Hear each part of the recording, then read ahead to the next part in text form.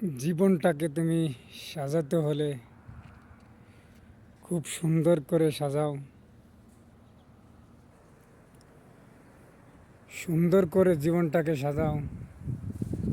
সাজাইতে সাজাইতে এক সময় তোমার দেহর ভিতরে অহংকার আইসে পড়ে, টাকার জন্য অথবা পয়সার জন্য। দুনিয়াতে তোমাকে আমাকে বানাইছে কাউকে অহংকার করার জন্য বানায় নাই, কাউকে দেমাক দেখানোর জন্য বানায় নাই। তোমাকে এক সুন্দর এক মানসিক দৃষ্টি দিয়ে কি সুন্দর দুইটা চোখ দিছে, কি সুন্দর দুইটা নাক দিছে, একটা ঠোঁট দিছে, দুইটা কান দিছে, 32টা দাঁত দিছে। মানুষকে অহংকার করার জন্য বানায় নাই, তারপরে তোমার অহংকার যায় নাই, তোমার অহংকার হয়ে গেছে। তুমি দুনিয়াবিক মানুষ, দুনিয়াবিক ধার্মিক নিয়ে তুমি তোমার অহংকার চলে আসছে। অহংকার চাদর হয়েছে আল্লাহর, তারপরও তুমি অহংকার নিয়ে বাস করো।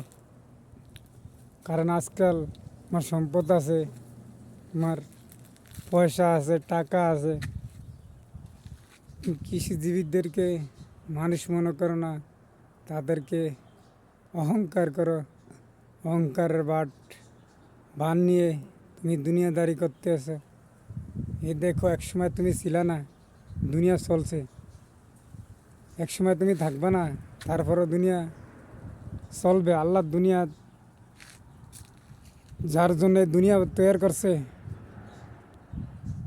হজরত মোহাম্মদ সাল্লাল্লাহু সাল্লামের দুনিয়া, এই কুল কায়নাত, 7টা আসমান, 7টা জান্নাত, 7টা জাহান্নাম, 8টা জান্নাত তৈরি করছে যার জন্য, সেই তো রইতে পারলো না।